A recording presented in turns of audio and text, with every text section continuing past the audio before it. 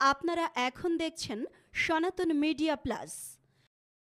এ জগতে অর্থ হলে সব কিছু কেনা যায়, যায় কি না? যদি টাকা থাকে সব কিছু কেনা যায়। বলুন, টাকা থাকলে কোনোদিন ভগবানকে কেনা যায়? জোরে বলবেন, যায় কি? ভগবানকে কোনো কিছু দিয়ে কেনা যায়?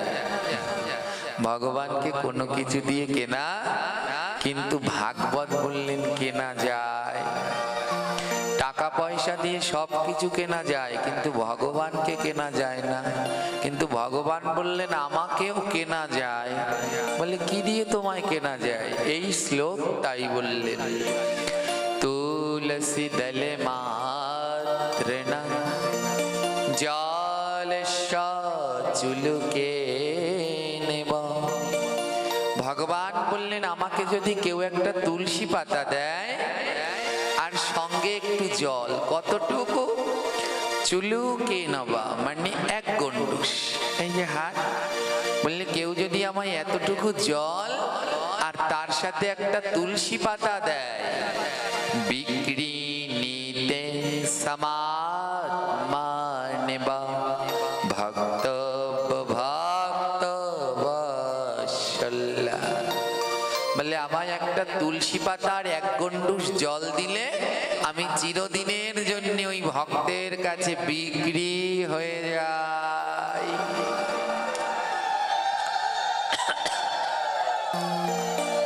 ভগবান বললেন আমিও বিক্রি হই। ভগবানের অত্যন্ত প্রিয় হলো তুলসী। আজ তুলসীর কথা কেন বলছি মা?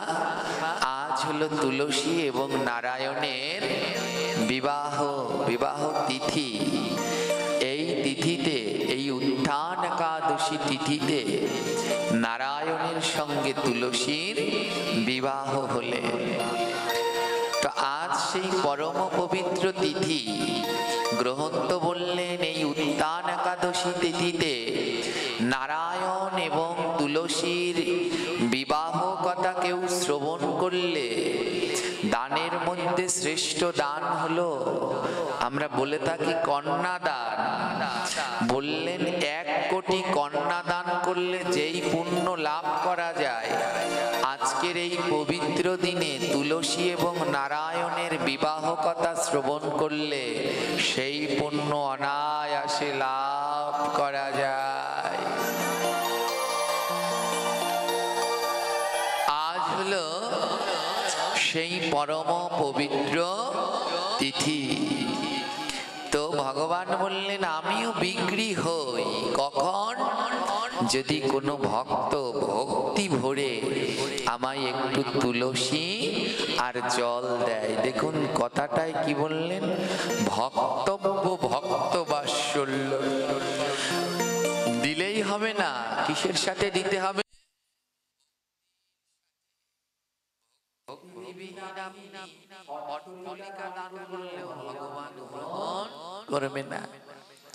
ভগবান শ্রীকৃষ্ণের 16,108 জন সহধর্মিনী রয়েছে। এর মধ্যে প্রধান মহিষী হলেন 8 জন। 8 জনের ভিতরে একজন হলেন রুক্মিণী। তো রুক্মিণী দেবী মা লক্ষ্মীর অবতার। তো তার মনের ভিতরে ধন অর্থ এসব নিয়ে একটু অহংকার ছিলেন।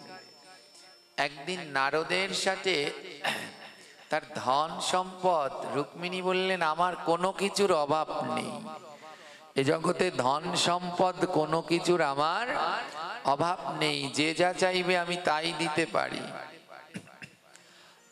নারদকে বললেন দিতে পারেনি, তারা কষ্ট পাবেই পাবে। মা সীতার পাশে তার স্বামী রামচন্দ্র বসে আছে, এদিকে রাবণ পাঠিয়ে দিলেন কাকে? সোনার হরিণকে। কাকে পাঠিয়ে দিলেন? সোনার হরিণ। মারিচকে পাঠিয়ে দিলেন যাও সোনার হরিণের রূপ ধারণ করে সীতার সম্মুখে গিয়ে নৃত্য করো। সোনার হরিণের রূপ ধারণ করে নৃত্য করছে। এইখানেই হলো ধ্যান। একদিকে সোনার হরিণ, অনেকটা দূরে সোনার হরিণ, আর মা সীতার পাশে বসে আছে ভগবান শ্রী রাম। মা সীতাকে রাবণ নিলে কেন, এটাই অপরাধ। মা সীতা কি করলেন, রামচন্দ্রের দিকে লক্ষ্য না দিয়ে সোনার হরিণের দিকে লক্ষ্য দিলেন। মহাজনগণ বললেন, হে সতী নারীগণ, পতি থাকতে অন্য কারো দিকে লক্ষ্য দিও না, তাহলে রাবণ নামক রাক্ষস তোমাকে হরণ করবে, কোনো সন্দেহ নেই। রামচন্দ্র পাশে বসা, মা সীতা বললেন, হে প্রভু, রামচন্দ্রকে বললেন, হে রাজীব লোচন, আমাকে ওই সোনার হরিণ এনে দাও। রাম বললেন, আমি আছি তো। হ্যাঁ, মা সীতা বললেন, তোমায় দরকার নেই, আমার সোনার হরিণ লাগবে। এটাই হলেন পাপ। তিনি সীতা বলে, পতিকে অবহেলা করলে সীতারও কোনো গতি হয় না। হ্যাঁ, মা সীতা বললেন, তোমায় আমার এখন দরকার নেই, আমার সোনার হরিণ লাগবে। দেখুন, রামচন্দ্র বলে, ওটা বনে ঘুরে বেড়াচ্ছে, ঘুরে বেড়াক না। মা সীতা বলেন, না, ওটা আমার চাই, চাই, যেমন করে পারো এনে দাও। রামচন্দ্র বলল, তাহলে যাই, আমি ওটা আনতে যাই। রামচন্দ্র সোনার হরিণ ধরতে ছুটলেন। হরিণ দৌড়াচ্ছে, রাম দৌড়াচ্ছে। দেখুন, যদি রামচন্দ্র ওই সোনার হরিণ না ধরতে যেতেন, মা সীতাকে রাবণ নিতে পারতেন? জোরে বলুন, পারতেন? তাহলে মা সীতার পাশেই তো রাবণ, রামচন্দ্র বসে থাকতো, রাবণ এলেও নিতে পারতেন না। লোভ, লোভ এমন এক জিনিস, স্বামীর থেকে সোনায় লোভ হয়ে গেল, সোনার হরিণে। হ্যাঁ, দেখুন, রাবণ মারীচকে পাঠালেন, ধ্যান দিবেন, এমনি রক্ত মাংসের হরিণে পাঠালেন না। কিসের হরিণ হয়ে পাঠালেন? সোনার হরিণ হয়ে পাঠালেন। মারীচ জিজ্ঞেস করলেন, সোনার হরিণ হব কেন? রাবণ তো অত্যন্ত জ্ঞানী, রাবণ কিন্তু সাধারণ কেউ নয়, অত্যন্ত জ্ঞানী বিচক্ষণ। রাবণ বললেন, শোনো মারীচ, নারী জাতি তো ওই রক্ত মাংসের হরিণের উপরে লোভ না হলেও সোনা দেখলে লোভ আর সামলাতে পারবে না, তাই তুমি সোনার হরিণ হয়ে যাও। আর যেই না সোনার হরিণ হয়ে গেলেন না, আর লোভে পড়ে গেলেন, রামচন্দ্র পিছন পিছন ছুটলেন, যেই পতি সরে গেল, আর রাবণ নামক রাক্ষস এসে সীতাকে হরণ করে নিল। তাই ধ্যান দেবেন, লোভে পড়ে যেন পতিকে হারাবেন না। বলে, লোভে পড়ে যদি হারিয়ে যান, তাহলে মা সীতার মতো রাবণ হরণ করবে। শাখা, এগুলো নতুন শুরু হয়েছে, এগুলো আগিলা দিনে ছিল না। যারা আগিলা দিনের মায়েরা আছেন, আপনারা সোনার সাথে শাখা বাঁধাতেন? জোরে বলবেন, বাঁধাতেন?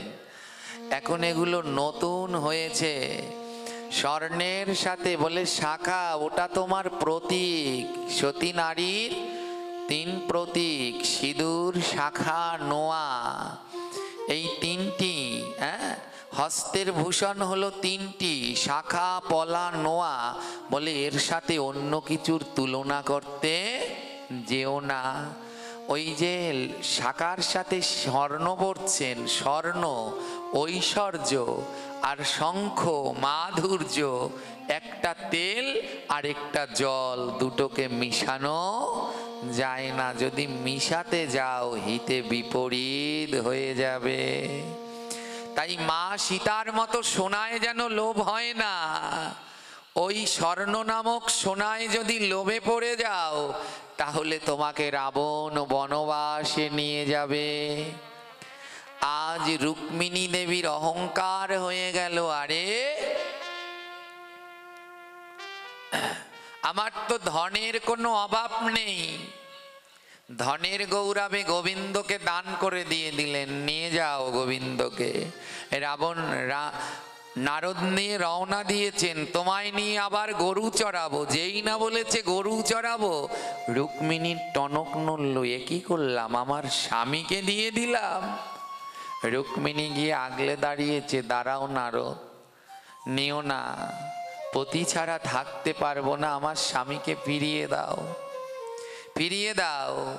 নারদ বললেন, ফিরিয়ে দিতে পারি। হ্যাঁ, রুক্মিণী বললেন, আমার স্বামীকে ফিরিয়ে দাও, আমার স্বামীর বদলে তুমি যা চাইবে তোমায় তাই দেব। নারদ বললেন, ও এখনো অহংকারটা যায়নি। হ্যাঁ, স্বামীর বদলে যা চাইবে তাই দেব, বলুন এমন ধন আছে স্বামীর পরিবর্তন, অত মূল্যবান পরিবর্তন আর দেয়া যায়, আছে? নেই। নারদ বললেন, বেশ তবে তাই হোক, তোমার স্বামীর পরিবর্তে তুমি যা ধন আছে তাই দেবে তো? আনা হোক দাড়িপাল্লা, এক পাশে কৃষ্ণ বসবে, আরেক পাশে সোনা গয়না দেয়া হবে। কৃষ্ণের সমান স্বর্ণ যদি দিতে পারো, নারদ বললেন, তাহলে কৃষ্ণকে দিয়ে যাব, আর যদি না পারো তো কৃষ্ণ নিয়ে যাব। দাড়িপাল্লা আনা হলো, এক পাশে কৃষ্ণ, আরেক পাশে স্বর্ণ। মা যতই স্বর্ণ দেয়, কৃষ্ণের পালা বিন্দু মাত্র নড়ে না, যেমন আছে তেমন তাকে একটুও নড়ে না, স্থির রয়ে গেলেন। রুক্মিণী অহংকারের বশে যত স্বর্ণ সব দিলেন, হাতের চুড়ি বালা হার সব দিয়ে দিলেন, দেয়ার মতো এখন আর কিচ্ছু নেই। অহংকারের পতন হলো, গোবিন্দের সমান ধন জগতে আর কিছু নেই। সত্যভামা রুক্মিণীকে ডেকে বললেন, রুক্মিণী কাঁদছে, আমি কি করলাম, আমি বড় ভুল করে ফেললাম, গোবিন্দের সম ধন তো জগৎ সংসারে আর নেই, আমি সেই ধনের অহংকার করলাম। সত্যভামা ডেকে বললেন, রুক্মিণী, গোবিন্দকে কেনা যায় একটা জিনিস দিয়ে, ওই পাল্লা জেগে উঠবে, গোবিন্দের থেকেও ওজন বেশি এক জিনিসে আছে। রুক্মিণী নয়নের জলে বলছে, বলো সত্যভামা দিদি, কি জিনিস যা গোবিন্দের থেকে ওজন বেশি?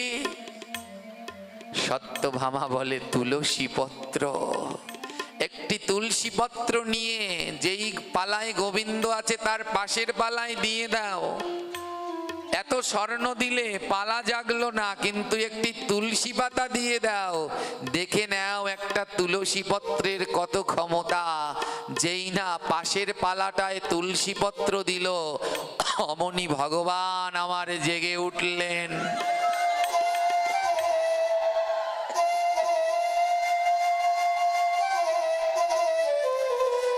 যেই না পাশের পাল্লাটায় তুলসী পত্র দিলেন, গোবিন্দের পাল্লাটা জেগে উঠল। ভগবান বলল, দেখে নাও, আমার থেকেও একটা তুলসী পত্রের শক্তি কত গুণ বেশি। এর জন্যে গোবিন্দ এই শ্লোকে বললেন, বিক্রি নিতে সমাত মান, বা আমি বিক্রি হয়ে যাই, কেউ যদি আমায় একটা তুলসী পত্র আর এক গণ্ডূষ জল দিয়ে দেয়, আমি জন্মে জন্মের মতো তার কাছে বিক্রি হয়ে যাই। হরি বল।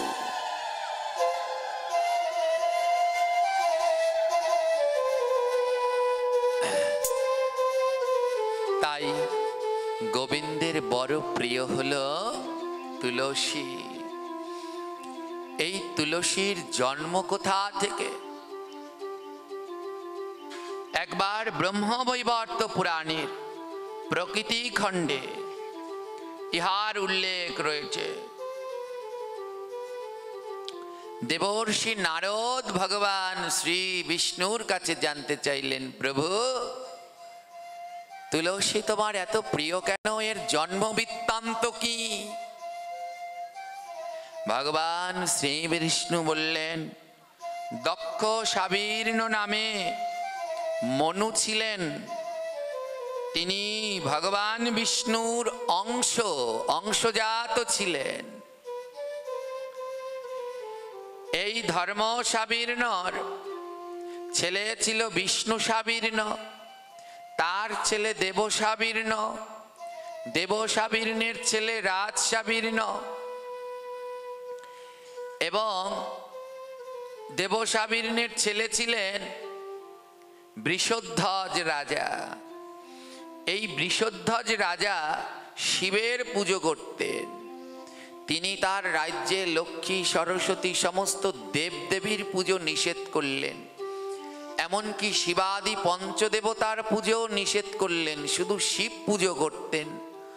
সমস্ত দেবতার পুজো নিষেধ করলেন, সবাই শান্ত থাকলো, কিন্তু সূর্যদেব রেগে গেলেন। সূর্যদেব রেগে গিয়ে এই বৃষধ্বজ রাজাকে অভিশাপ দিয়ে দিলেন, যাও, তুমি এবং তোমার বংশের সবার স্ত্রী নষ্ট হয়ে যাক, সৌন্দর্য, রূপ, যৌবন সমস্ত কিছু নষ্ট হয়ে যাক। ধীরে ধীরে নষ্ট হয়ে গেল। আর ভক্তকে অভিশাপ দিয়েছে বলে দেবাদিদেব মহাদেব ক্রুদ্ধ হয়ে গেলেন, সূর্যদেবকে মারতে চলে গেলেন। সূর্য এবং শিবের মধ্যে শুরু হয়ে গেল যুদ্ধ। ভগবান শ্রীবিষ্ণু এসে থামালেন, থেমে যাও। শিব বললেন, প্রভু, এই সূর্য আমার ভক্তকে অভিশাপ দিয়ে দিয়েছে। ভগবান বললেন, তোমরা যুদ্ধ করেছো কতদিন খেয়াল আছে? তোমরা 21 যুগ ধরে যুদ্ধ করে চলেছ। হ্যাঁ, তোমার সূর্যদেব যাকে অভিশাপ দিয়েছে সেই বৃষধ্বজ রাজা দেহ ত্যাগ করেছেন, তিনি আর এই ধরাধামে নেই। এমনকি তার পুত্র ধর্মধ্বজ এবং কুশধ্বজ, এরা হলেন পরম কৃষ্ণ ভক্ত। বৃষধ্বজ রাজের পুত্র হলো হংসধ্বজ রাজা, বলছি তিনিও দেহ ত্যাগ করেছেন। হংসধ্বজ রাজার 2 পুত্র, ধর্মধ্বজ এবং কুশধ্বজ, এরা ছিলেন পরম কৃষ্ণ ভক্ত। ভগবান শ্রীবিষ্ণু বললেন, হে ভোলানাথ, চিন্তা করো না, ধর্মধ্বজ এবং কুশধ্বজ দেবী লক্ষ্মীর আরাধনা করছেন, আর দেবীর লক্ষ্মীর আরাধনায় তারা সৌভাগ্য, ধন, শ্রী, সম্পদ সমস্ত কিছু লাভ করবেন। সূর্যদেব এবং ভোলানাথ শান্ত হয়ে স্বস্থানে ফিরে গেলেন। মা লক্ষ্মী সন্তুষ্ট হয়ে ধর্মধ্বজ এবং কুশধ্বজ রাজাকে আশীর্বাদ করলেন, আমি লক্ষ্মী 2 অংশে তোমাদের কন্যা হয়ে জন্মগ্রহণ করব। আমার 2টি অংশ তোমাদের কন্যা হয়ে জন্মগ্রহণ করব। বড় ভাই কুশধ্বজ, কুশধ্বজের স্ত্রী হলেন মালাবতী, আর মালাবতীর গর্ভে মা লক্ষ্মীর 1 অংশ জন্মগ্রহণ করল, তার নাম হলো বেদবতী। কি নাম? এই যে মায়েরা উলুধ্বনি দেন, কেন দেন জানেন? এই যে উলুধ্বনি দেন, দেনটা কেন জানেন এটা? হ্যাঁ, ওই যে এক বাবাজি আসলো, আছে বললো, বাবা কোন কোন স্কন্ধ থেকে পাঠ করবেন? আমার পেল হাসি। হ্যাঁ, ভাগবতের ওই গ্রন্থের মধ্যে ভাগবত সীমাবদ্ধ নয়। ভাগবতের ব্যাপকতা যে কত দূর পর্যন্ত কল্পনাও করতে পারবেন না। ওই নারদ ঋষির মনে অহংকার জন্মালো, হ্যাঁ, বেদব্যাসের মনে অহংকার জন্মালো।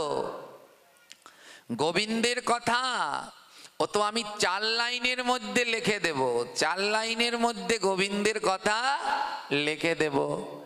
নারদ বললেন, বেদব্যাস, যেই গোবিন্দের কথা ব্রহ্মাণ্ড, সারা ব্রহ্মাণ্ড বিস্তারিত করলেও, সারা ব্রহ্মাণ্ডকে যদি পাতা বানাও আর সমস্ত জলকে যদি কালি বানাও, তাও আমার গোবিন্দের একদিনের লীলা কথা লিখতে পারবে না। আর তুমি কি না 4 লাইনের ভিতরে গোবিন্দের কথা লিখবে? হ্যাঁ, বেদব্যাস স্নান করতে গেলেন নদীতে। ধ্যান দিবেন, স্নান করে এসে গোবিন্দের কথা 4 লাইনের মধ্যে লিখে দিবেন। নারদ ঋষি, গুরুর শিষ্যের মনে যদি অহংকার জন্মায়, তাহলে সেটা দমন করার দায়িত্ব হলো গুরুর। নারদ দেখলেন যে বেদব্যাসের মনে অহংকার, গোবিন্দের কথা লিখে দেবেন 4 লাইনে। নারদ কি করলেন জানেন? ছোট্ট একটা টুনটুনি পাখির রূপ ধারণ করলেন। টুনটুনি হয়ে নারদ দেবর্ষি যেখানে স্নান করতেন, বেদব্যাস এর গুরুদেব হলেন নারদ। তো বেদব্যাস যেই ঘাটে স্নান করতেন, ওখানে একটা বড় বট গাছ ছিল। ওই বট গাছের তলায় এসে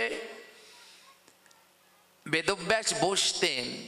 তো বেদব্যাস এসে যখন বসেছে, বেদব্যাস লক্ষ্য করলেন একটা ছোট্ট টুনটুনি পাখি ওই সরজু নদী থেকে ঠোঁট দিয়ে দিয়ে ডুব দিচ্ছে আর উঠছে। ডুব দিয়ে এসে ওই বট গাছের উপরে বসছে, ডুব দিচ্ছে আবার এসে বট গাছের উপরে বসছে। বেদব্যাস বললেন, আমি তো অনেক মন্ত্রতন্ত্র জানি, নিশ্চয়ই পাখিটার কোনো অসুখ হয়েছে, ওর অসুখ আমি সারিয়ে দেব। বেদব্যাস ডাক দিলেন, এই টুনটুনি এদিকে আসো।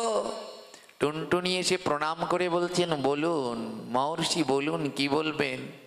বলে, তোমার নিশ্চয়ই অসুখ হয়েছে না, তাই একটু পর পর জলে ডুব দিচ্ছ আবার গাছে উঠছো, জলে ডুব দিচ্ছ আবার গাছে উঠছো। টুনটুনি বলে, না না, আমার অসুখ হয়নি। বলে, অমন তাহলে ডুব দিচ্ছ আর উঠছো কেন? টুনটুনি বললেন, আমি সংকল্প করেছি এই সরজু নদীর জল আমি শুকিয়ে ফেলবো। সরজু নদীটা কতখানি লম্বা? আমাদের পদ্মা নদীর থেকে বড়। ধ্যান দিবেন, পদ্মা নদীর থেকেও বড়। টুনটুনি বলছেন, আমি সংকল্প করেছি এই নদীর জল আমি শুকিয়ে ফেলবো। কি করে শুকাবো? আমি ঠোঁট দিয়ে সব জল উঠিয়ে ফেলবো। রাখবো কোথায়? এই বট গাছের পাতায়। চিন্তা করুন, টুনটুনি যদি বলে পদ্মার জল শুকিয়ে ফেলবে ঠোঁট দিয়ে নিয়ে নিয়ে, এটা কি হাসার কথা কি না? আবার সেই জল রাখবে কোথায়? বট গাছের পাতায়। বেদব্যাস হাসছে, ওরে মূর্খ টুনটুনি, তুমি তো দূরের কথা, তোমার বংশে যত টুনটুনি আছে সব টুনটুনি মিলেও যদি জল উঠাও এই ছোট ছোট ঠোঁট দিয়ে, তাও তো 1 বালতি জল উঠাতে পারবে না। আবার তাকি না জমা রাখবে বটের পাতায়। টুনটুনি বলল, কেন? এই নদী সৃষ্টি করেছেন কে? বেদব্যাস বললেন, পরমেশ্বর ভগবান। টুনটুনি জিজ্ঞেস করলেন, এই বট গাছ সৃষ্টি করেছে কে? বেদব্যাস বললেন, পরমেশ্বর ভগবান। টুনটুনি বললেন, ও বেদব্যাস, যদি ভগবানের এই নদী হয়, ভগবানের এই গাছ হয়, তাহলে এই নদীর জল আমি কেন গাছে উঠাতে পারবো না? তুমি যদি 4 লাইনের ভিতরে গোবিন্দের কথা লিখে শেষ করতে পারো, আমিও এই নদীর জল গাছে উঠাতে পারবোই পারবো। বেদব্যাসের অহংকার ভেঙে গেল। সত্যি তো, 4 লাইনে কি আর গোবিন্দের কথা লেখা যায়?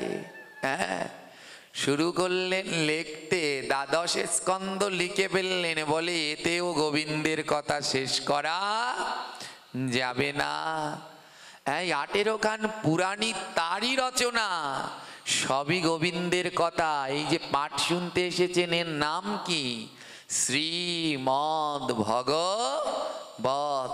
এই একটা লাইন, এটাকে ভাঙালে 3টি শব্দ পাওয়া যায়। শ্রী মদ, মত, আর ভগবত, 4টি অক্ষর মিলে আরেকটি শব্দ ভগবত। শ্রী মানে রাধা, মত মানে মাতোয়ারা। বলে, ভাগবত শুনতে হলে আগে রাধা প্রেমে মাতোয়ারা হতে হয়, রাধাময় হতে হয়, রাধা তনুময় হতে হয়, নইলে ভাগবত শোনা যায় না। এত সহজ। 4টি অক্ষর, ভগবত। ভতে ভক্তি, ভাগবত শুধু দ্বাদশ স্কন্ধের মধ্যেই নয়, ভতে ভক্তি গতে জ্ঞান, যেখান থেকে জ্ঞান অর্জন করতে পারবেন তাই ভাগবত, যেখান থেকে ভক্তি অর্জন করতে পারবেন তাই ভাগবত। ভতে ভক্তি গতে জ্ঞান বতে বৈরাগ্য, যেখান থেকে বৈরাগ্য ভাব আসবে তাই ভাগবত। আর ততে ত্যাগ, যেখান থেকে জীবনের শেষ ধাপ ত্যাগে যেতে পারবেন সেটাই ভাগবত। হ্যাঁ, কতটা বলবো। এই যে এখানে যারা রয়েছেন, আজ এটা বলবো না, কাল বলবো উলুধ্বনি কিভাবে হলো। উলুধ্বনি দেই, কিন্তু এখনো জানি না উলুধ্বনির সৃষ্টি কোন জায়গা দিয়ে হলো। ভাগবত মানে ওই বস্ত্রহরণ করলো, ওটা শুনলেন। ভগবান ননি চুরি করলেন, সেই দামবন্ধন লীলা ওর মধ্যে সীমাবদ্ধ না। ভাগবত ভগবানের ভক্তের যত চরিত্র সমস্ত কিছুর মধ্যেই তিনি রয়েছেন। এই যে কুশধ্বজ রাজা এবং তার সহধর্মিণী মালাবতী, মা লক্ষ্মীর এক অংশে এক কন্যা জন্মালেন, তার নাম বেদবতী। এই বেদবতীর জিহ্বা কাটা হয়েছিল, কাটা জিহ্বায় যে ধ্বনি করেছিলেন সেই ধ্বনির নামই হয়েছিল পরবর্তীকালে উলুধ্বনি। এই বেদবতী ইনি দ্বিতীয়বার জন্মগ্রহণ করলেন, আর ইনি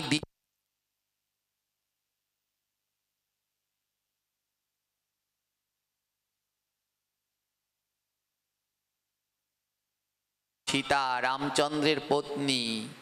এই সীতা দেবী ইনি পূর্বজন্মে ছিলেন বেদবতী।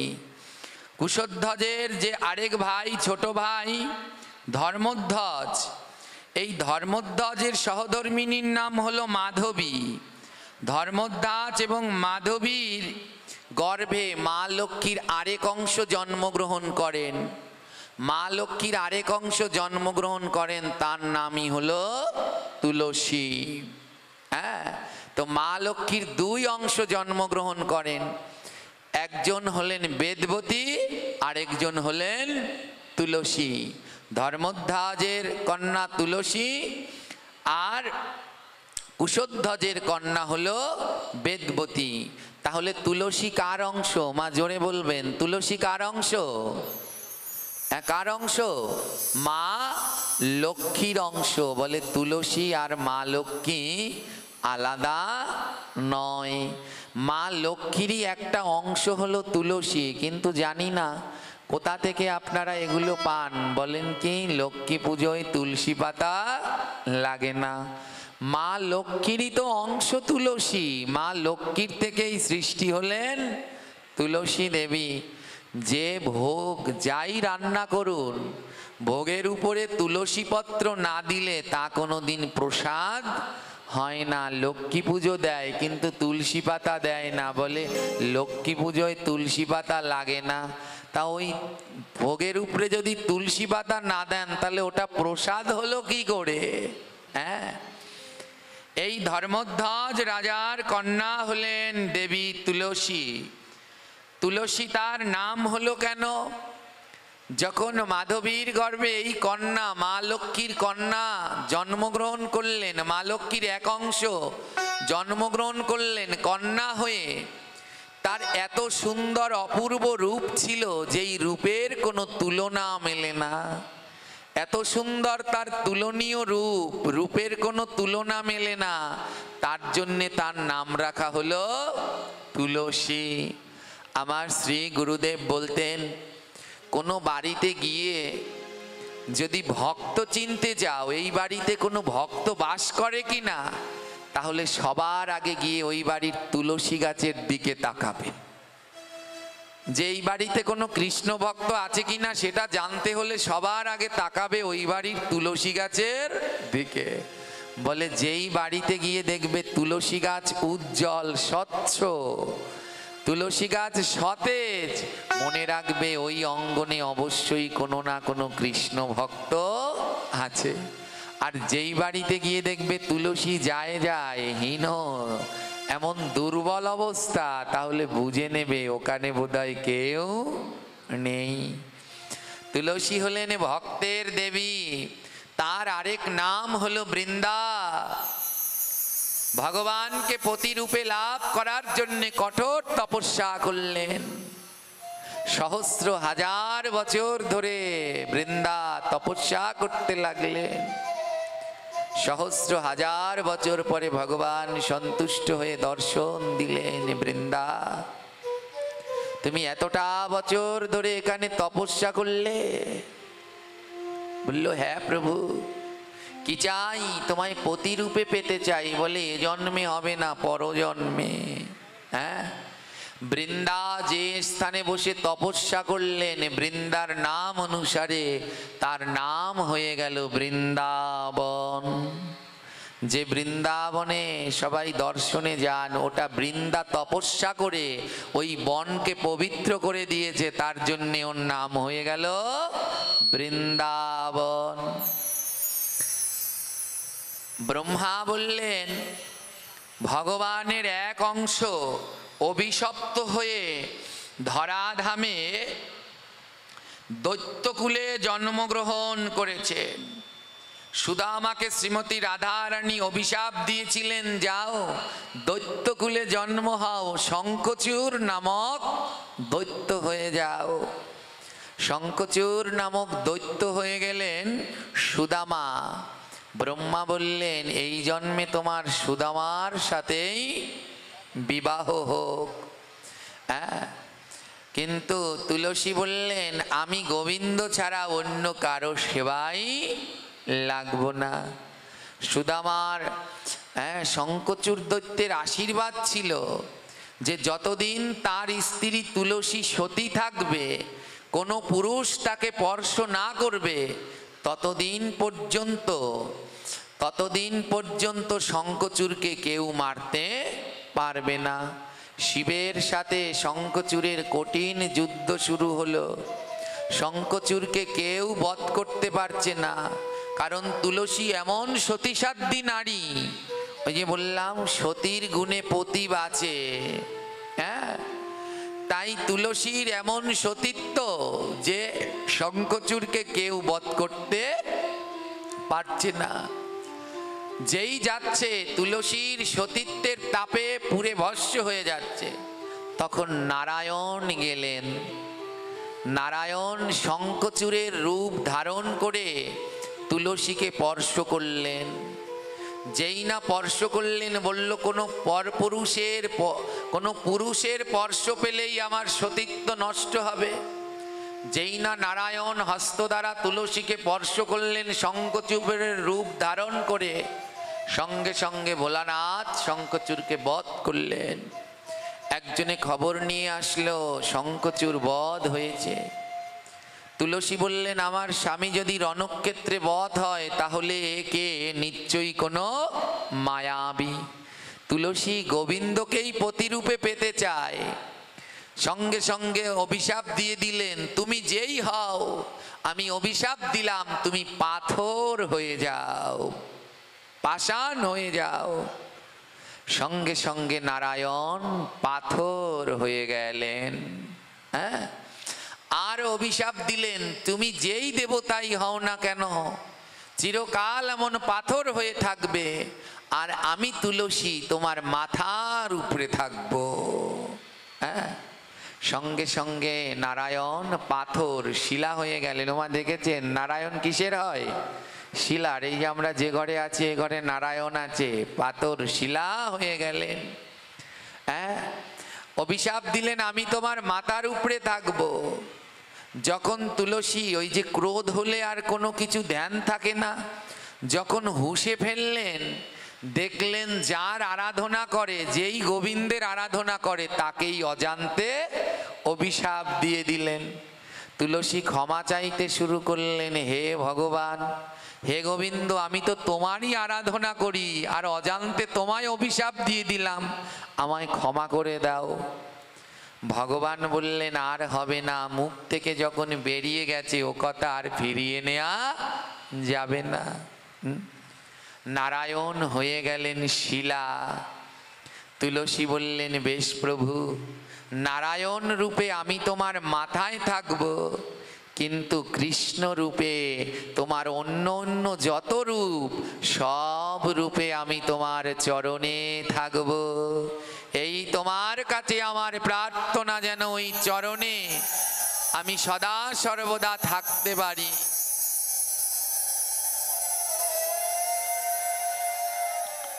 যেন ওই চরণ থেকে আমি কোনো রকমে বঞ্চিত হই না প্রভু। নারায়ণ রূপে রইলেন তুলসী মস্তকে, আর অন্য অন্য রূপে তুলসী রইলেন গোবিন্দের চরণে। আমা এখানে কি করে জানি না, তুলসী গাছের তলায় একটা পাথরের টুকরো রাখতে হয় জানেন, বা একটা শিলেখণ্ড রাখতে হয়। কেন? ওই যে বললেন আমি তোমার মাথার উপরে থাকবো, তাই নারায়ণ শিলারূপে তুলসীর চরণে তাকে এখানে সিদ্ধান্ত দিলেন।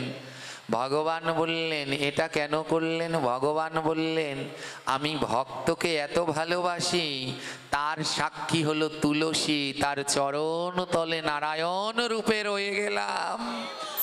অন্য অন্য রূপে সে আমার চরণে, আর নারায়ণ রূপে আমি তুলসীর চরণে রয়ে গেলাম।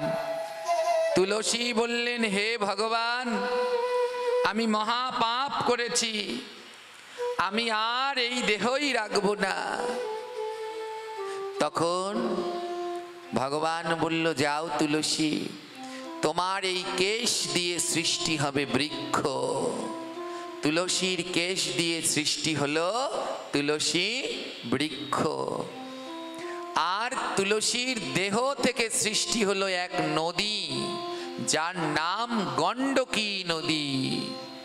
নারায়ণ শিলা, পাথর মানেই নারায়ণ শিলা নয়, এই নারায়ণ শিলা একটা নদীতেই জন্মায়, সে হলো গণ্ডকী নদী। এই গণ্ডকী নদী নেপালে রয়েছে, ভারতেও নেই, বাংলাদেশেও নেই। নারায়ণ শিলার মধ্যে শঙ্খ, চক্র, গদা, পদ্ম, বনমালা চিহ্ন আছে। যেই শিলার মধ্যে এমন শুভ চিহ্ন দর্শন করা যায়, সেই চিহ্ন, সেই শিলাকেই নারায়ণ শিলা বলা হয়। ভগবান বললেন তুলসীকে, হে তুলসী, তোমার কেশ থেকে তৈরি হবে বৃক্ষ, যার নাম হবে তুলসী, আর তোমার দেহ থেকে তৈরি হবে নদী, যার নাম হবে গণ্ডকী। আর সেই গণ্ডকী নদীতে আমি নারায়ণ শিলা হয়ে জন্মাবো, আর তোমার তুলসী পত্র এই নারায়ণ শিলার সেবায় লাগবে।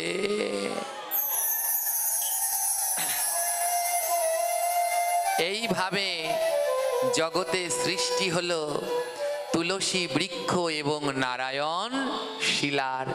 পরবর্তীকালে সমস্ত ভক্তগণ এই দামোদর মাসের অন্তিম দিন উত্থান একাদশীর শুভ লগ্নে নারায়ণ এবং তুলসী শিলার বিবাহ দিলেন।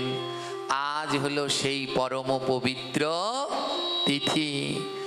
সদা সর্বদা তুলসী আমার গোবিন্দের চরণে থাকতে চায়। কেমন মতি জানেন তুলসীর? একবার শ্রীমতী রাধারানী কৃষ্ণ বিরহে, কৃষ্ণ প্রেমে উন্মাদ হয়ে গেলেন। হা কৃষ্ণ বলে নয়ন জলে ভাসতে লাগলেন। কোথায় কানাই, কোথায় কানাই? সবার কাছে ছুটে ছুটে যায়, একটু কৃষ্ণ দেখাবে, একটু কৃষ্ণ দেখাবে।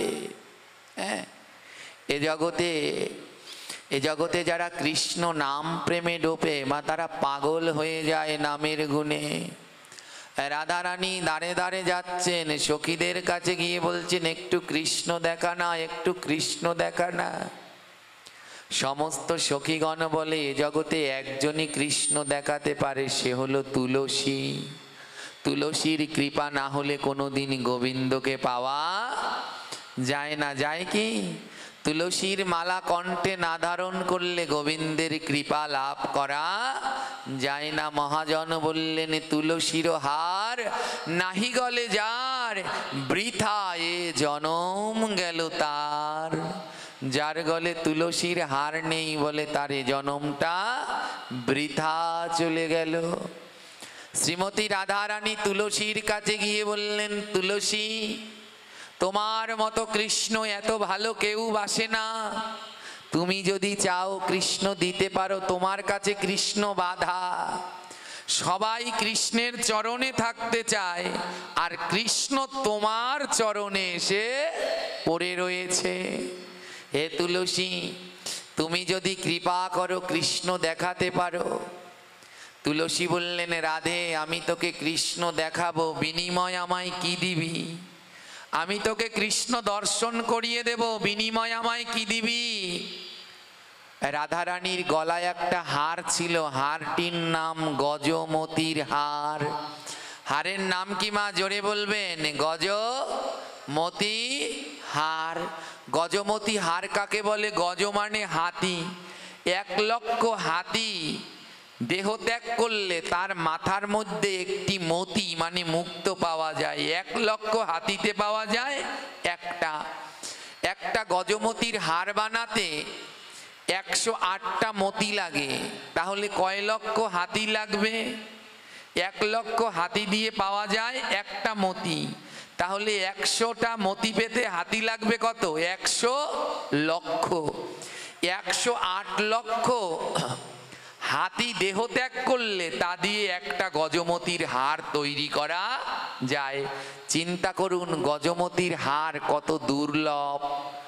রাধারানী বললেন, তুলসী, তুই যদি আমায় কৃষ্ণ দর্শন করাতে পারিস, আমার গলে যে গজমতির হার আছে, এই গজমতির হার আমি তোকে দিয়ে দেব, এই দামি হার আমি তোকে দিয়ে দেব।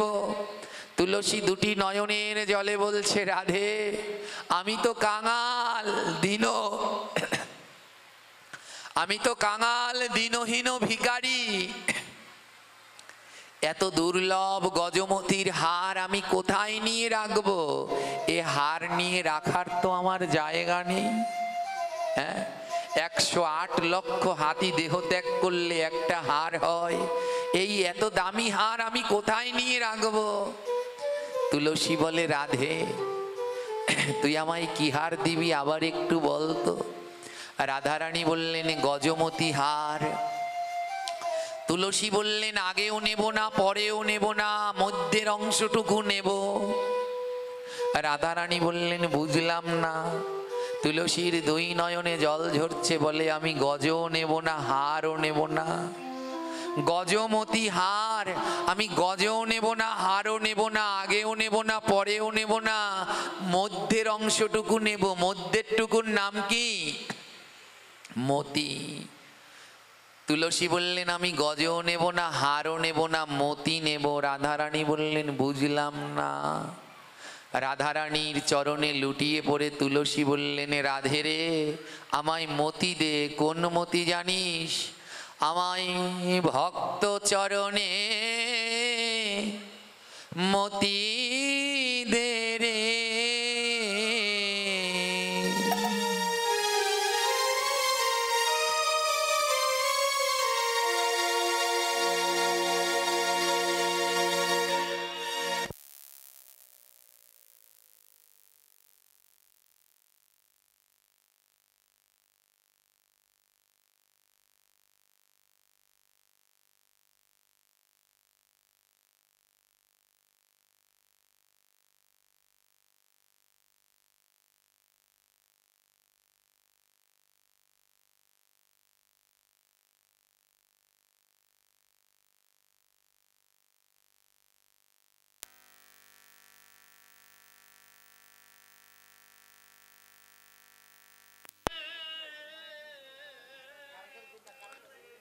হরি বল, হরি বল।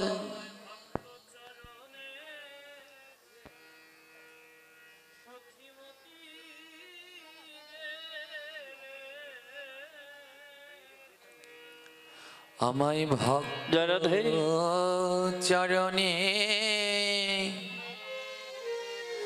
মতি দে রে।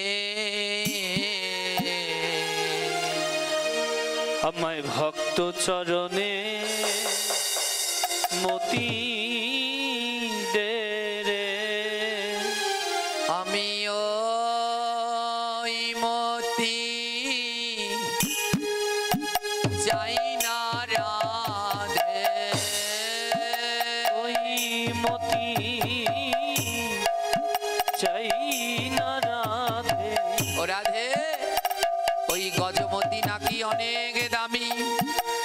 আমি গজমতি চাই না রাধে, গজমতি চাই না রাধে, আমায় ভক্ত চরণে মতি দে রে। আমি গজমতি চাই না রাধে, ভক্ত চরণে মতি দে, যেন ভক্তের সেবায় লাগতে পারি, যেন ভক্তের সেবা লাগতে পারি, যেন ভক্ত সেবায় লাগতে পারি, যেন ভক্ত সেবায় লাগতে পারি, যেন ভক্তের ধুলা মাখতে পারি, ভক্ত সেবায় লাগতে পারি, যেন ভক্তের ধুলি, এই ভক্ত ধুলি মাখতে পারি, এই চাই না আমি, যেন ভক্ত সঙ্গ করতে পারি, যেন ভক্ত সঙ্গ করতে পারি, ওই ভক্তের অঙ্গে দিয়া অঙ্গ ভক্ত সঙ্গ করতে পারি, ওই ভক্তের অঙ্গে দিয়া অঙ্গ, যেন ভক্ত সঙ্গ করতে পারি, যেন নয়ন জলে ভাসতে পারি, যেন নয়ন জলে ভাসতে পারি, ও রাধে আমার আর যেন দেরি হয় না রাধে, আমার আর যেন দেরি হয় না রাধে, যেন ভক্তের ছোঁয়া পেলে পরে আমি নয়নে জলে ভাসতে পারি, ওই ভক্ত সঙ্গ হরি বল হরি বল, রে আমি যেন নয়ন জলে ভাসতে পারি, বলে আমার আর যেন দেরি হয় না, হয় না, ওই ভক্তের ছোঁয়া লাগলেই যেন আমি নয়ন জলে ভাসতে পারি, ভাসতে পারি, এই মানব জীবন তখনই পরিবর্তন হয় মা, যদি কোনোদিন কোনো ভক্তের ছোঁয়া লেগে যায়। আজ আমার বড় আনন্দ লাগছে, আমরা সবাই বলি হিন্দু মুসলিম ভাই ভাই, কিন্তু এটা আমরা পালন করি না। আজ এই আসরে বসলে মনে হয় সত্যি হিন্দু মুসলিম ভাই ভাই একই আসরে বসে আমার সনাতন ধর্মের বাবারাও হরিকথা শুনছেন, আবার আমার ইসলাম ধর্মের বাবারাও হরিকথা শুনছে। আজ কোনো ভেদ নাই, আহা সবাই সবার চরণ ধুলা মাখছে, সবাই সবার সাথে আলিঙ্গন করছে, কোলাকুলি করছে, এটাই প্রকৃত ধর্ম। আমাদের সনাতন ধর্মে ৭৬ জন সাধক রয়েছে, তার মধ্যে এক সাধকের নাম হলো ভবা পাগলা। আপনারা নাম শুনেছেন। তার রচিত, ভবা পাগলার রচিত গানের সংখ্যা হলো ৮০,০০০। ভবা পাগলার রচিত গানের সংখ্যা কত? ৮০,০০০। অনেকেই ভবা পাগলাকে চেনেন না, কিন্তু তার গান অনেকেই জানে। হ্যাঁ, এখনো সেই বৃন্দাবনে বাঁশি বাজে রে, এখনো সেই বৃন্দাবনে তুমি গাও। বাঁশি বাজে রে, বাঁশির সুরে মনে মনে রাধে, বাঁশির সুরে মনে মনে ময়ূর নাচে রে, এখনো সেই বৃন্দাবনে বাঁশি বাজে রে, এখনো সেই বৃন্দাবনে গৌর হরি বল। বাঁশি বাজে রে, এখনো সেই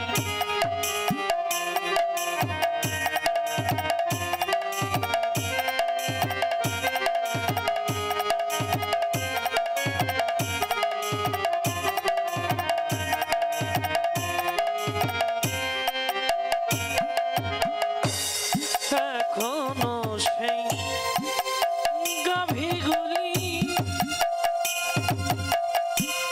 গোচরণে ছড়ায় তুলি, গৌর হরি বল। এখনো সেই গাভীগুলি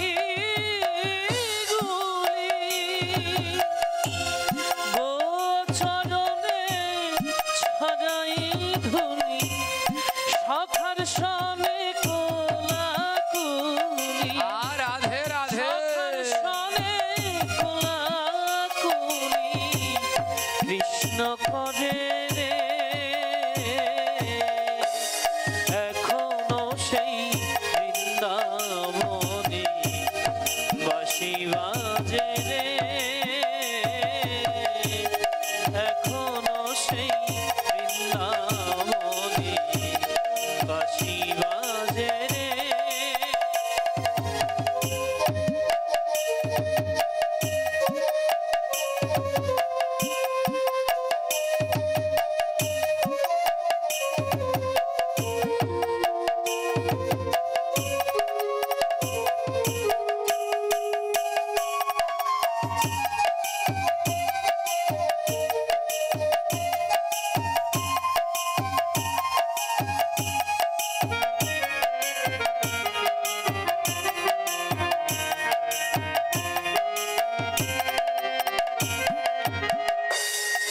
এখনো সেই রাধারানী বাঁশির সুরে পাগলিনী, এখনো সেই রাধারানী রাধে রাধে, বাঁশির সুরে পাগলিনী, অষ্ট সখীর শিরোমণি, অষ্ট সখীর শিরোমণি আমার ধরে, এখনো সেই বৃন্দাবনে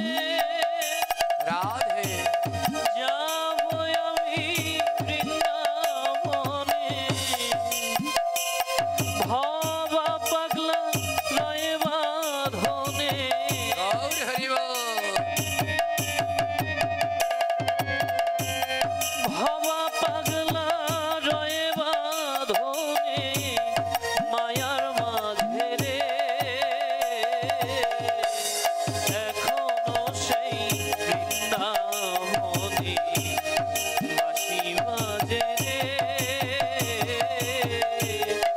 এখনো সেই বৃন্দাবনে বাঁশি বাজে রে। ওই বাঁশির সুরে মনের মনে, বাঁশির সুরে মনের মনে ময়ূর নাচে রে, এখনো সেই বৃন্দাবনে বাঁশি বাজে রে, এখনো সেই বৃন্দাবনে বাঁশি বাজে রে, এখনো সেই বৃন্দাবনে বাঁশি বাজে রে। রাধে রাধে। কি অপূর্ব কণ্ঠে মা সরস্বতী বাস করে। এই ভজনের রচয়িতা ভবা পাগলা 1 2 নয় 86,000 গান লিখেছেন। এই ভবা পাগলা ছিলেন বাংলাদেশের ঢাকার সন্তান, জমিদার বাড়ির ছেলে। বারবার ভবা পাগলাকে তার মা বাবা বলতো একটু ধর্ম কর, একটু কর্ম কর। ভবা পাগলা শুনতেন না, সারাদিন ঘুরে বেড়াতো। একটা সোনার বাঁশি ছিল, বাঁশিটা এখনো আছে। দীঘা গেলে, ঘুরতে গেলে ওখানে সমুদ্রের তীরে ভবা পাগলার মন্দিরে সেই সোনার বাঁশিটা রাখা আছে। ঘুরে বেড়াতেন ওই বাঁশিটা নিয়ে নিয়ে। বাংলাদেশ থেকে ঘুরতে ঘুরতে বর্ধমানে গেলেন। বর্ধমানে গিয়ে দেখলেন একদল ইসলাম ধর্মের ভাইয়েরা মাঠে কাজ করছে, ধান লাগাচ্ছে। ভবা পাগলা একটা তাল গাছের তলায় বসে বসে বাঁশি বাজাচ্ছেন। যেই না মসজিদে মুয়াজ্জিম আয়জান দিয়েছেন, আর সবাই ওই মাঠের মধ্যে থেকে ধান লাগানো রেখে সবাই রাস্তার উপরে উঠে গামছা পেতে যার যার নামাজ আদায় করছেন। হ্যাঁ, দেখুন, এই যে বললাম সাধুর সঙ্গ না হলে কোনোদিন জীবনের পরিবর্তন হয় না। মনে রাখবেন, সাধু সঙ্গ মানে কি? গলায় মালা তিলক আছে, এরাই কি সাধু? ভবা পাগলার জীবনটাকে কে পরিবর্তন করে দিল দেখুন। হ্যাঁ, আজ আমার বড় আনন্দ লাগছে যে এই অধমের কথা শুনতে আপনারা এসেছেন। হ্যাঁ, আমাদের ইসলাম ধর্মের এই বাবারা মায়েরা, আমি আপনাদের সকলার চরণে আমার প্রণাম, অনন্ত অনন্ত প্রণাম জানাই। আমার বড় সৌভাগ্য। তো আজ ভবা পাগলা দেখলেন সেই ইসলাম ধর্মের ভাইয়েরা যেই আয়জানের শব্দ হলো, আর তারা সবাই গামছা পেতে ওই মাঠের আলের পাশে সবাই যার যার নামাজ আদায় করছে। হ্যাঁ, এর জন্যে যারা যেখানে মান্য সম্মানীয় তাদের সেখানে সম্মান দিতে হয়। আমরা যখন গুরু দীক্ষা নেই, গুরুদেব আদেশ করেন 3 বার আহ্নিক করবে। সন্ধ্যা কয়বার? 3 বার। আর এনাদের ধর্মে হলো 5 বার। কিন্তু দুঃখ কি জানেন, এনাদের ধর্মের প্রায় 80 জনই 5 বারই নামাজ আদায় করেন, কিন্তু আমাদের ধর্মে ত্রিসন্ধ্যা করতে বলে। 2 সন্ধ্যা 1 সন্ধ্যা কতকে মন্ত্র নেয়ার পরে আর মন্ত্র জানে না, গুরুদেবের নাম বললেও তোতলায়। কিন্তু এই ধর্মে এমন এক বিশেষ গুণ, যখনই আয়জানের শব্দ যায় সমস্ত কাজ পেলে সবাই দলে দলে নামাজ আদায় করতে যায়। সবাই গামছা পেতে নামাজ আদায় করলেন। ভবা পাগলা কোনোদিন কাউকে নামাজ পড়তে দেখেনি, কোনোদিন দেখেনি। সম্ভ্রান্ত পরিবারের সন্তান তো কোনোদিন বাইরে ঘোরেনি। তখন উঠছে বসছে, ও কোনো সময় দেখেনি নামাজ কিভাবে পড়ে। তো ভবা পাগলা গিয়ে ওনাদের ডাকছে, এই ওঠো ওঠো, তোমরা এরম করছো কেন? একবার দাঁড়াচ্ছ, একবার বসছো, টানছে। এই ধর্মের একটা বিশেষ গুণ, যখন তারা নামাজ পড়ে কেউ যদি গুল্লি করে তাহলেও কথা বলবে না। আর আমাদের ধর্মে ঠাকুর পুজো করতে বসলে বিড়ালে রান্নাঘরে একটা বাটি ফেলালে ঠাকুর রেখে দৌড় রান্নাঘরে। কেমন করে ভগবানকে পাবে? আরে এক জায়গায় যেতে হবে। তাই যাকেই ভজনা করো, গোবিন্দ গীতায় বললেন যে আমায় যেভাবে ডাকবে আমি তাকে তেমন ভাবে সাড়া দেব, কিন্তু ডাকটা তো হতে হবে ঠিক মতো। পুজো করতে বসলে বিড়ালে থাল ফেললো, ঠাকুর ফেলে রেখে দৌড়। ওই গোপালকে স্নান করাতে বসেছে, গোপাল জলের মধ্যেই রয়েছে, সে দৌড়। হ্যাঁ, এর নাম ভজন। বাবা পাগলা ডাকছে, তোমরা কি করছো কি করছো? কিন্তু ইমানদার মুসলমানরা নামাজ আদায় করার সময় কোনো কথা বলছে না, মরে ফেললেও তারা বলবে না।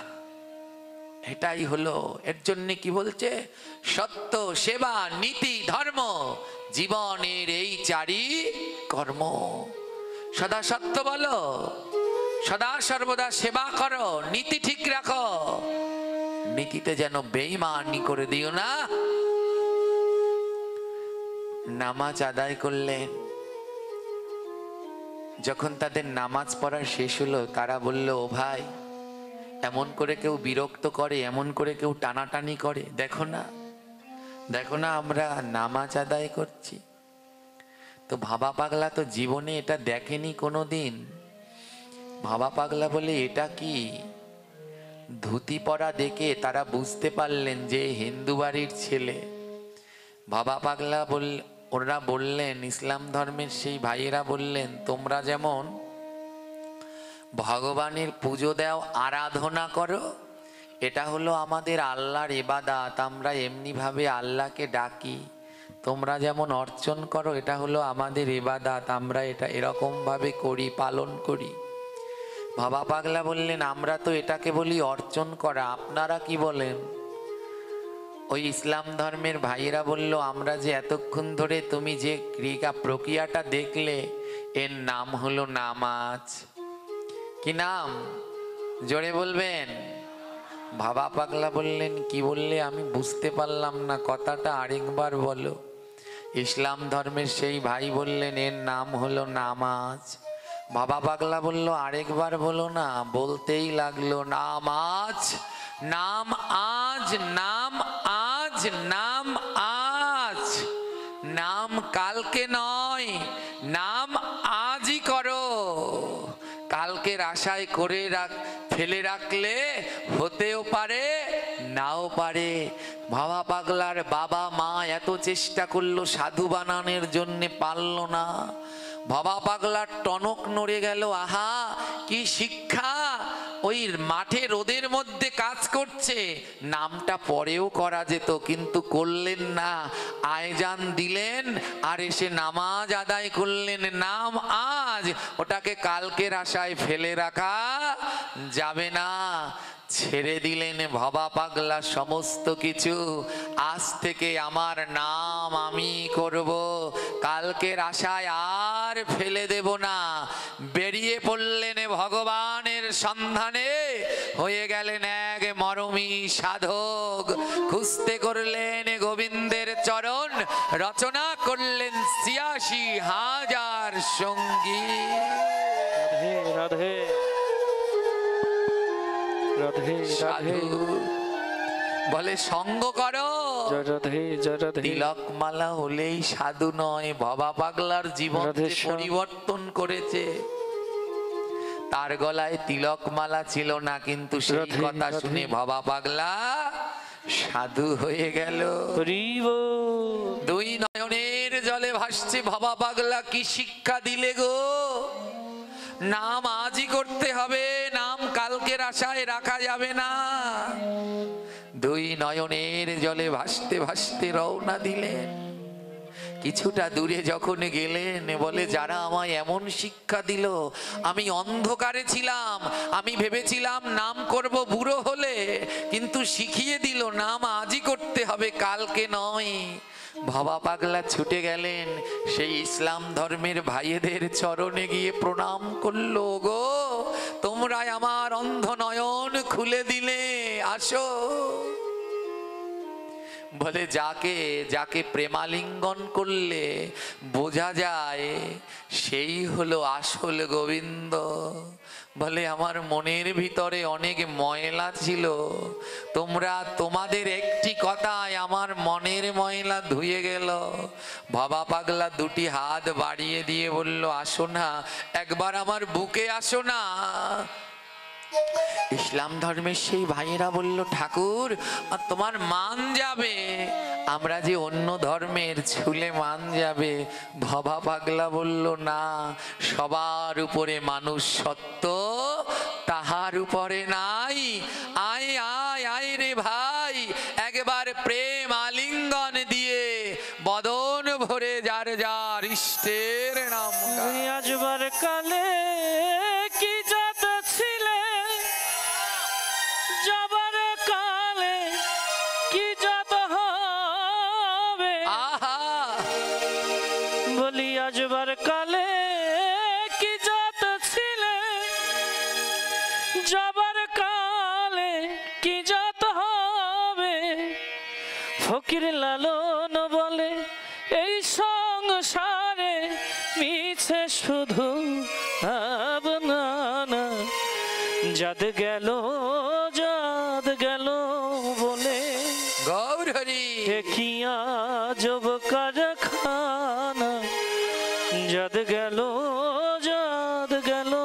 বলে।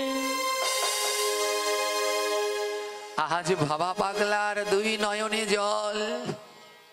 ওদেরকে ওরা বলছে, বাবা পাগলা বলছে একবার আসো বুকে। ওরা বলছে না না, আমরা অন্য ধর্মের, তোমাকে ছুলে মান যাবে। বাবা পাগলা বলছে না, তোমাকে ছুলে আমার মান যাবে না, যদি একবার তোমার পরশ করি আমার কি হবে জানো? বাবা পাগলা বললেন, আমার তাপিত অঙ্গ শীতল হবে। তাপিত অঙ্গ শীতল হবে। আমার তাপিত অঙ্গ শীতল হবে। এই তাপিত অঙ্গ শীতল হবে। বলে আয় রে ভোকালটা বানান তো, ভোকালটা বানান। পরশ করি আমার তাপিত অঙ্গ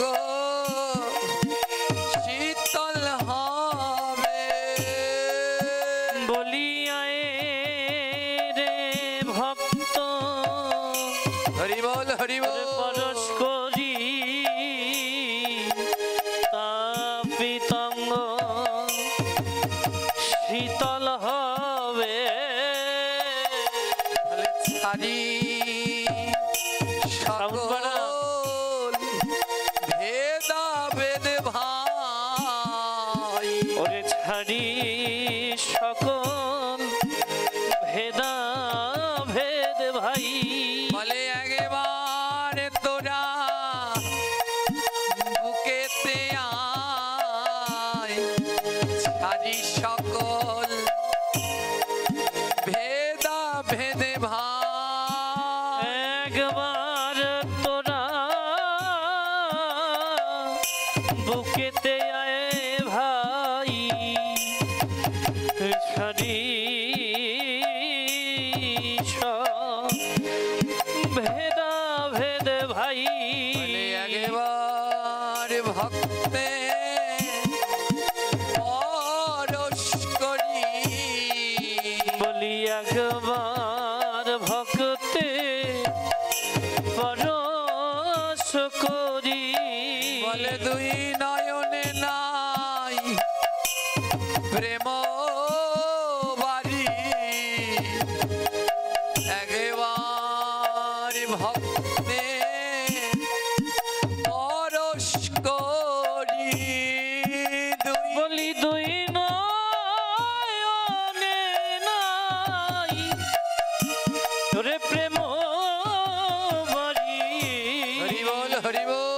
বলিয়া ভক্ত পরশ করি আমার মানব জীবন চাই চলে যায় আমার মানব জন আর করে যাই বলে একবার তোরা বুকেতে আয় মানব জীবন যাই চলে যায় একবার তোরা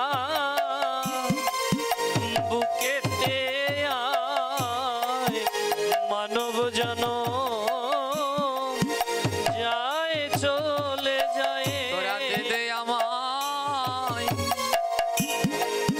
চরণ ধুলি দে আমায় চরণ ধুলি তোরা দে দে আমায় চরণ ধুলি বলি দে আমায় চরণ ধুলি বলে মুখে গো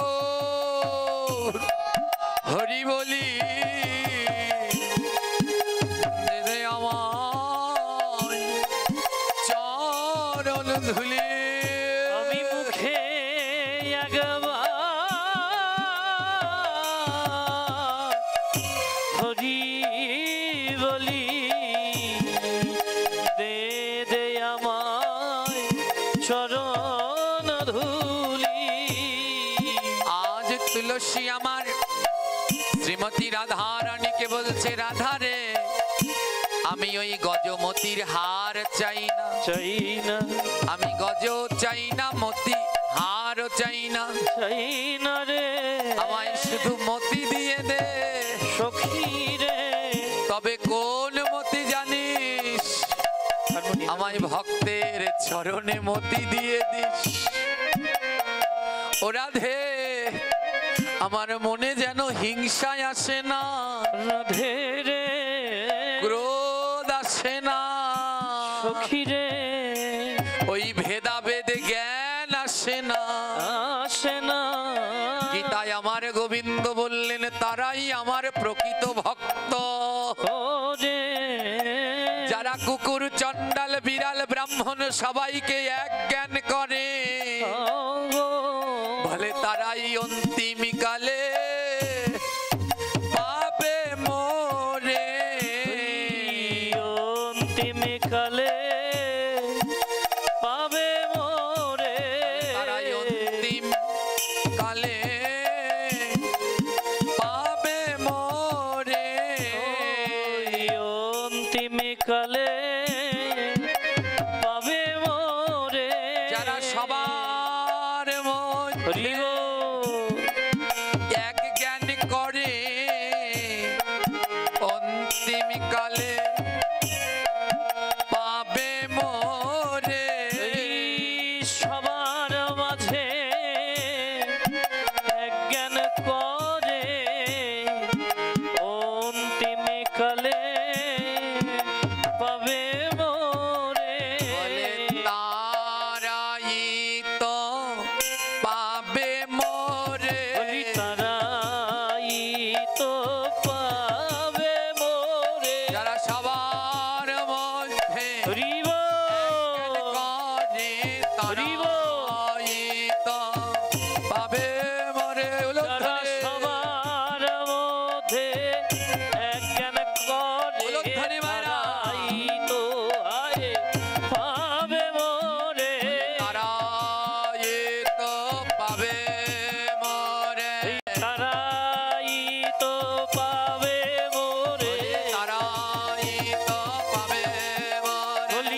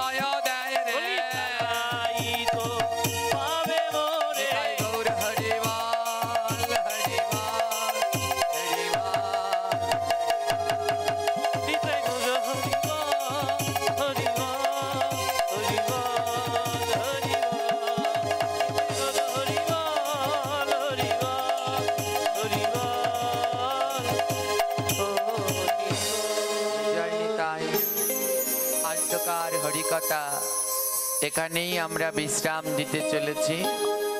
এখানে আমরা 3 দিন ব্যাপী হরিকথা পরিবেশন করব। আজ তার প্রথম রজনী বিশ্রাম গেল, তাই যদি থাকে লেখা কালকে হবে দেখা। যদি থাকে লেখা কালকে হবে দেখা। যদি থাকে লেখা কালকে হবে দেখা। ওই যদি থাকে লেখা কালকে হবে